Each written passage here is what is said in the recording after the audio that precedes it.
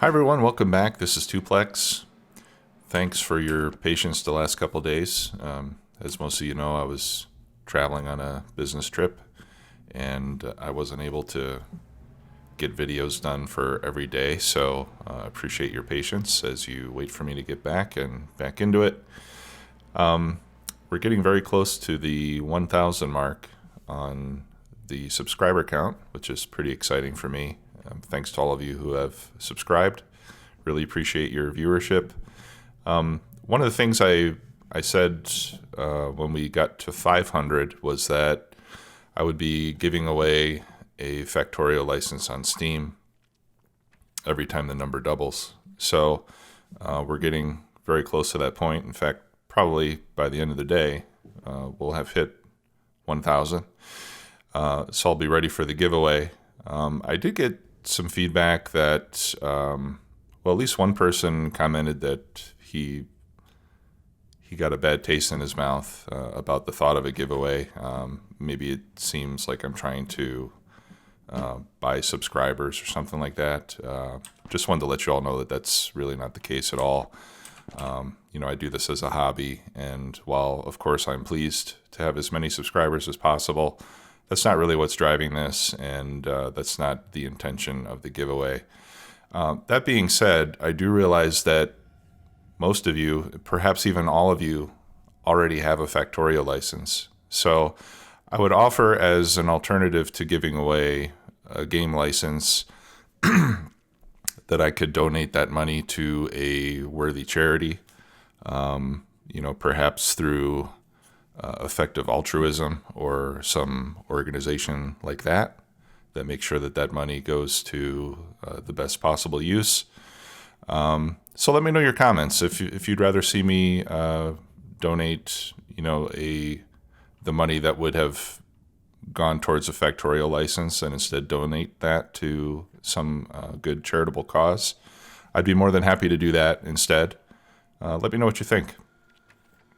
All right, so the last episode we were working on improving traffic at the Iron Depot, and I have come up with something that I'm pretty pleased with, and so I would like to show you that now and get your thoughts. I got a lot of very good suggestions, so thank you for all of that. Some of those ideas you will see incorporated in here, and I've come up with something that so far is working pretty well.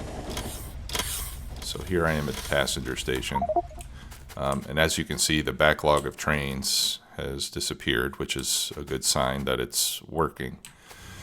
So I did a couple things. First of all, I set this up so that each of the lanes in the stacker can split off into two different lanes coming out. And so I have this chain signal here. I have another chain signal up here. To be honest, I'm really not quite sure if I've got all the proper signaling in place already, but I think this is right. So this chain signal down here will cover this, the entrance into the first lane, and then these chain signals should cover the entrance into the second lane. So I started by doing this only. And then I also added some regular signals after these chain signals so that more than one train could enter this area at a time. And then what I do is before the first branch point, I put another chain signal. So that was the first thing that I did, and I let it run like that for a while, but it was still not quite fast enough. So then I decided to separate the input or the unloading from the loading. So this first lane now serves all of the unloading stations, right? So 1, 2, and 3 down here. I have to be careful, I don't want to get run over. Okay, and then the second lane feeds the loading stations where the trains will load the ore. So we've got 1, 2, 3 of those. All right, so now we can see that the trains come in. Obviously they don't have to wait as long as this is clear, and we can see that they'll just go to the first available station to pick things up or drop things off. So since I've done that, the ore trains have been running very quickly, and again, there's no accumulation of trains here. So I feel pretty happy about this layout. This design seems to be increasing throughput by quite a bit. And we'll see as the game progresses, how well this continues to work. But as you can see, all 3 sets of stations are getting traffic. So, so far so good. I'm pretty happy with this. And thanks again, everybody, for your suggestions on this. That was very helpful. One thing I want to do is set up a display so that we can see the contents of the station. Whoops. So what I'm going to do is put in 4 numerical and 1 alpha. Okay, let me see. I need a constant combinator, and then I need an arithmetic or arithmetic.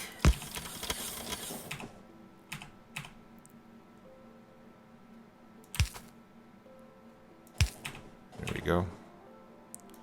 Put a couple of lights, and then I need to feed some signals from the roboport. So what I want to do is I just want to be able to see how much ore we have in storage here.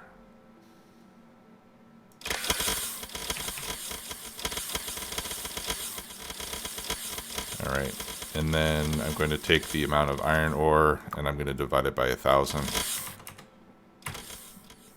We don't need to see super high precision on this number.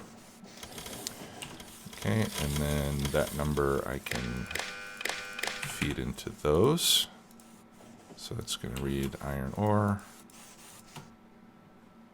And it's giving me a number of 0, which is obviously not correct. All right, what did I do wrong? Oh, yeah, output. There we go. And then we'll use the constant combinator right there. Here I just want a signal of K. And that is going to go into the alphanumeric, like that. Okay, so now we can see how much iron ore we have in storage. And it'll scale up to another digit if we need it to. Okay. So that's about it there. Let's go over to the... Actually, we could just look on the map. What I'd like to do now is take a look at science and see where our next bottleneck is so that we can start working on that. So here it looks like we're waiting for blue science packs. We can see in inventory we have lots of purple, green, red, space, and yellow.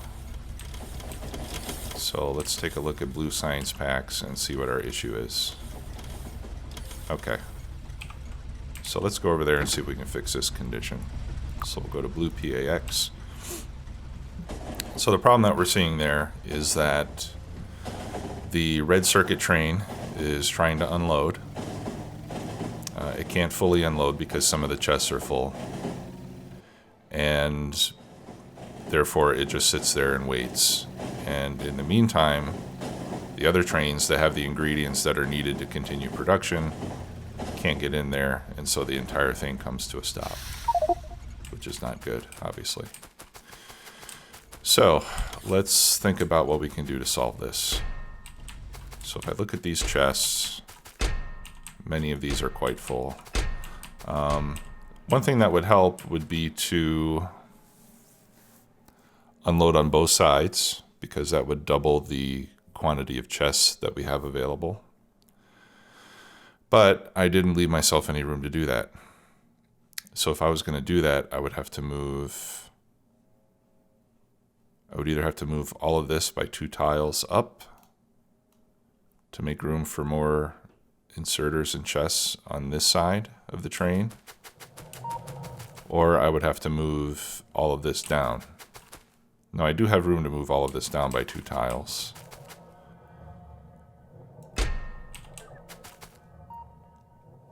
Well, and then I would have to move this train station down by 2 tiles as well. Let's see.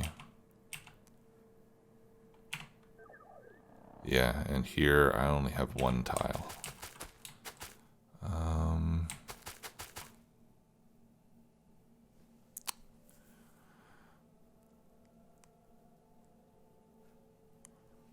I could just shorten the stacker by 1 rail section and move all this up. I would have to get rid of all these trains.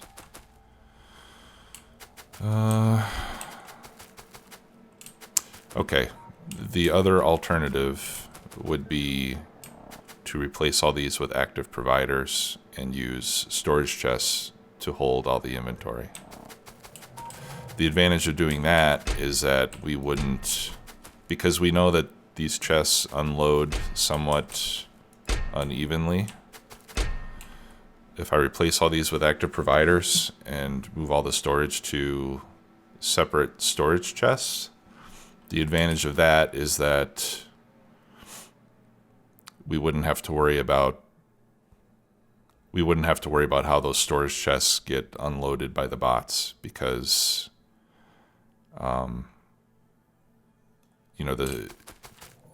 it would be decoupled from the unloading of the trains.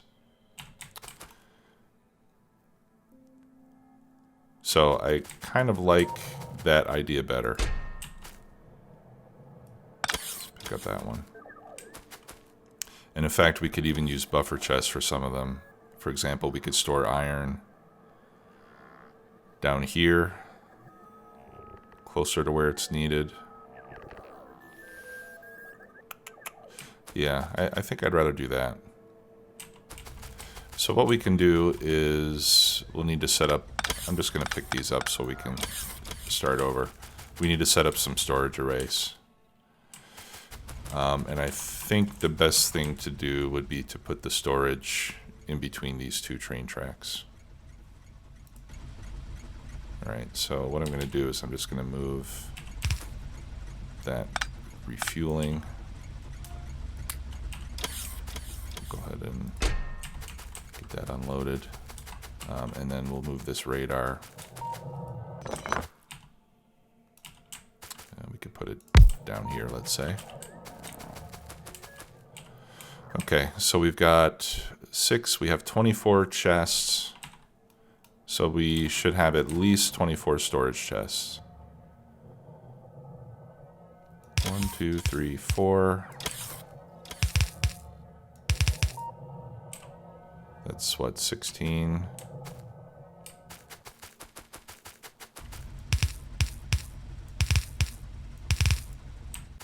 No, I'm sorry, that's 12. That's 24.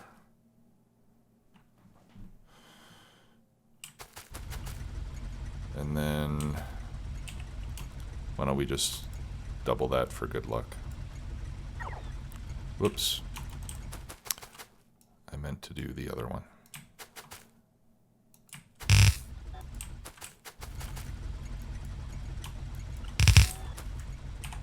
Oh, okay, I've got this train station in the way.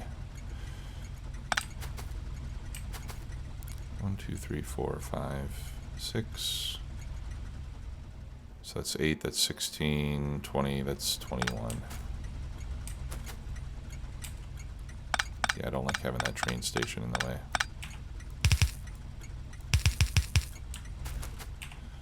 Alright, that's 4, that's 20.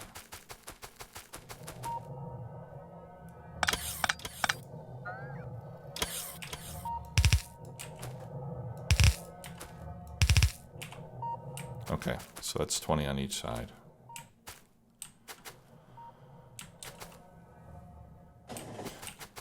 Okay, now we'll replace all these with active providers. And I'm gonna cut the rail because I don't want more trains to come in until I get all these emptied. Alright, and with 750 bots in the network, it should get done fairly quickly. Yeah, see, this isn't running right now because I have no iron. And all these chests are filled with steel and circuits and everything else.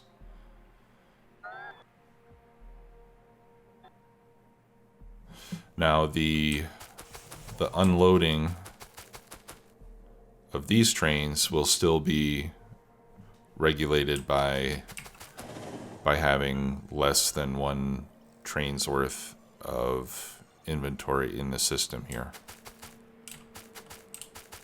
Right, so I don't expect these chests to ever fill up. But it will just prevent this situation where any one of these chests would fill up over time and then prevent unloading, because now they're going to unload immediately. So we'll just have to wait a few more minutes for these chests to get unloaded. And we could actually help this along a bit by just picking up some of these things manually.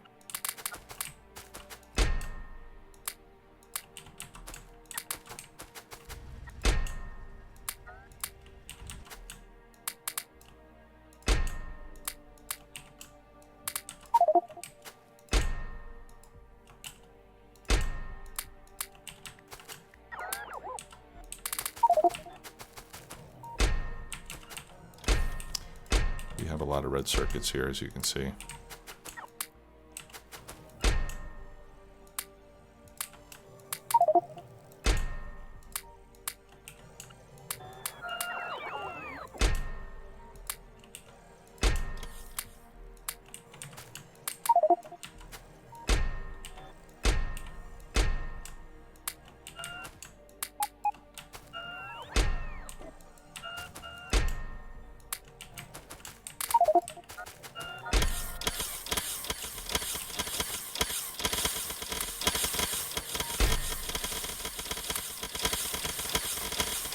Okay,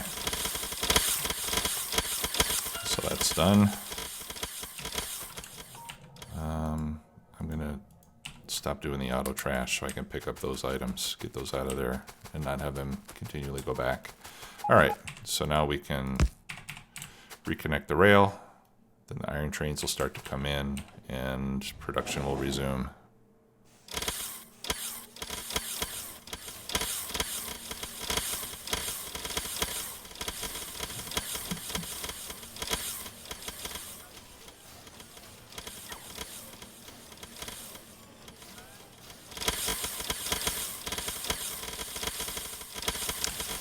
And the blue circuits use so much iron that I'm expecting that these plates of iron, these trains of iron plates will be unloading pretty much as fast as they can come in here. All right. So if we look at the bots, we still have hundreds of free bots. This type of a system does make the bots busier, because now the bots have to empty all of the chests at the same time that they're delivering the material to the assemblers. So using active providers here with a separate storage network does require, I would say, a more bot-heavy type of a design. But so far they seem to be keeping up just fine. Yeah, so with the almost 750 bots here, we're doing okay. I would like to put 2 more bots in the system just so we have 750 instead of 748. So let me just do that. 1, 2. There we go. Okay. I'd like to have a nice round number there. Just because of the way that I am. All right, so that looks pretty good, I would say. There's one more iron train waiting here. Let's see, is that going to come in too? Okay.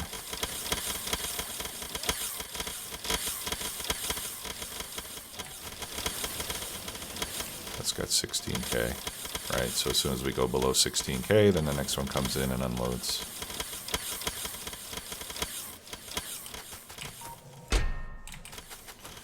Okay, and we've got 25K steel right? Which is much more than a train's worth. Yeah, and then green and red circuits won't have to unload here in a while. All right, now the science pack train. This will hold 8,000 in each train car. So this will hold 32,000 science packs. All right. And I've got this set up so that the train will leave as soon as it has some inventory loaded and there's some inactivity. So that way, if there's a shortage of some research coming into this station, as long as it has something in there, after it waits for 5 seconds with nothing else getting loaded, it'll take what it has to the science station and then come back. Alright, so we've got 3K loaded. I'm going to go ahead and send this over just so that we can get the research started again. And then it'll come back and finish loading.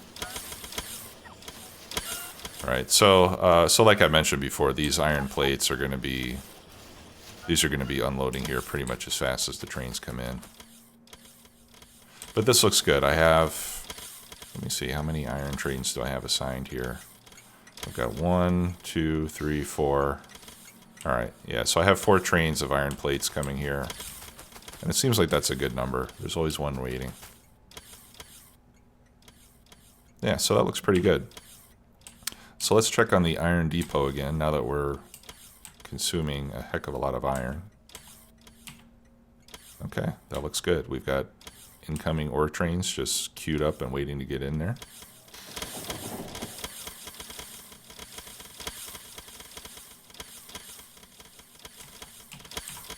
Ah, okay, now that's a problem. This train can't go because this train is making this whole block red, so we have to put in another signal there. Let's go fix that.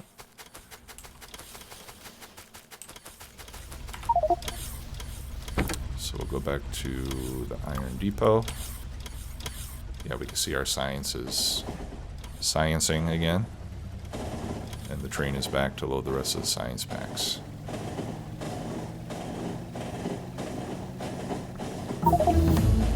So I'm really having fun with this now. I really like it once things start running.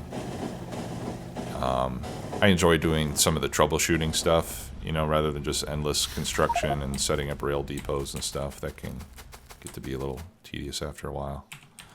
All right, so we need to put...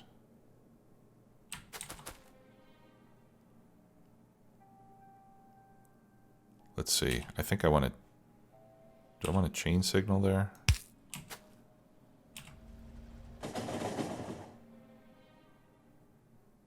Or a regular signal? I think we do want a chain signal because if I put a regular signal, then it's going to allow trains to start to go up and they're going to block this area. So we want to keep that clear.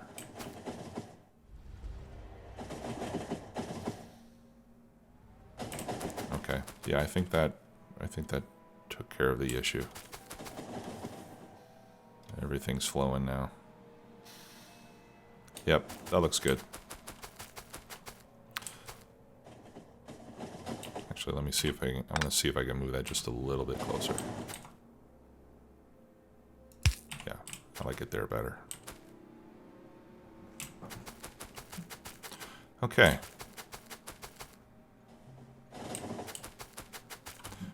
All right, and let's look at iron smelting. See how we're doing there. Okay, we have ore trains waiting to get in, which is a good sign. I always like to be saturated on the supply side a little bit. Not a lot, because that's wasteful, but I always like to see raw materials just waiting to get unloaded.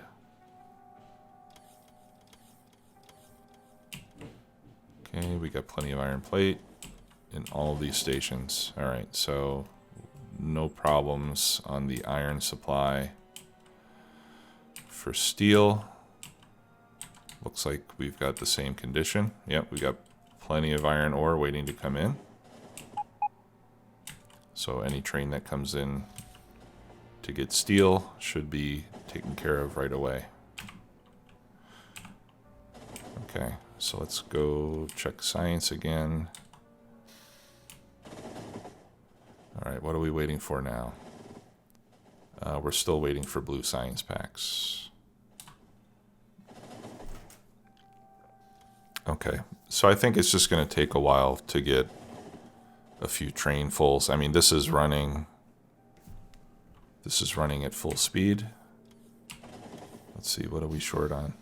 No, we're not short on anything. That's why all the trains are waiting, because it's got enough material now.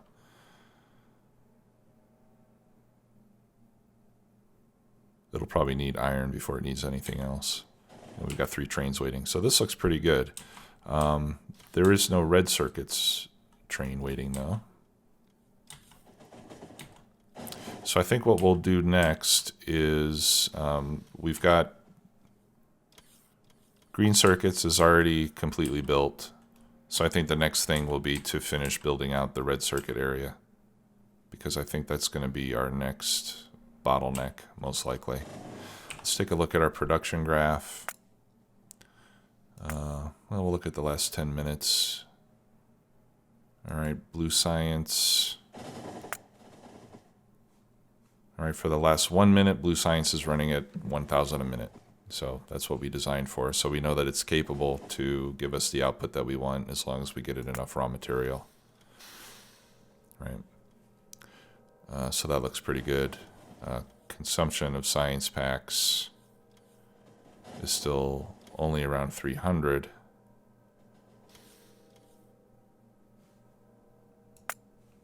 Okay, yeah, let's look at 1 minute again. Oh, well, that's because it's waiting. Yeah, it's waiting for science packs.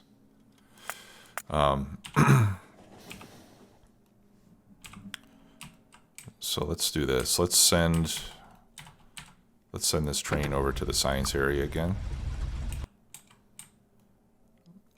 Because I want to see how fast we consume science packs once they're all loaded. Now there's only 688 space science in there, so hopefully we've got more rocket science on the way.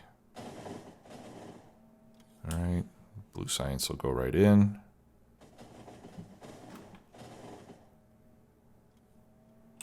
Okay, so now that's unloading. Let's look at consumption of science packs, and hopefully this will get up to around 1,000 per minute.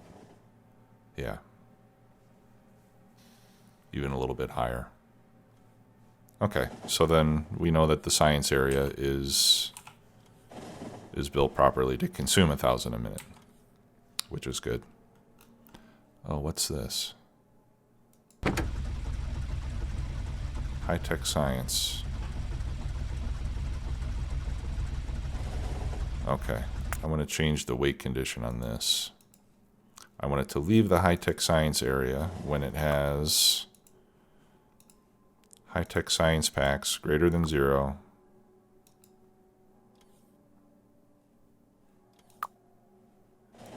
And 5 seconds of inactivity. So again, this set of conditions will, if it's got something in inventory, if it's got something loaded and it stops getting more, then it'll bring it what it's got. And also, if it gets full, if the train gets full, then it'll stop loading, and then the 5 seconds of inactivity will start counting off once the train is full. So this will work in either case, if it's full or it's less than full and it's just not getting any more. All right, so we need to send that back.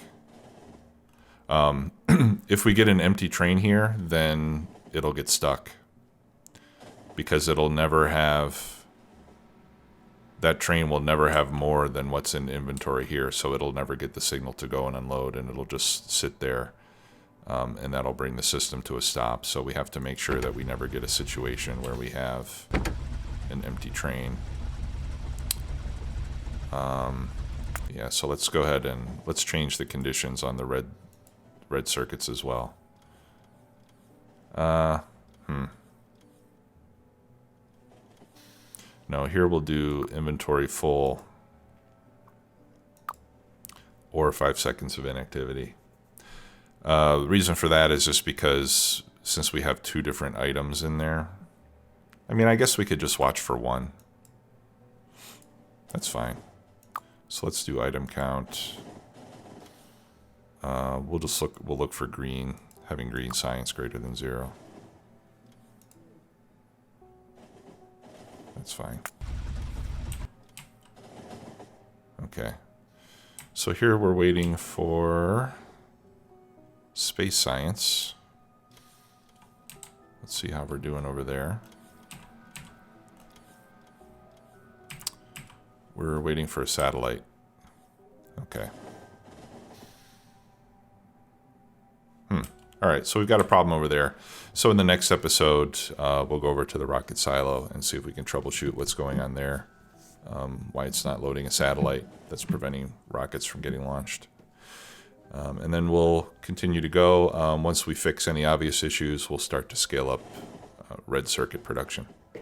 So thanks once again for watching, everybody. Appreciate it as always. We'll see you again soon. Bye-bye.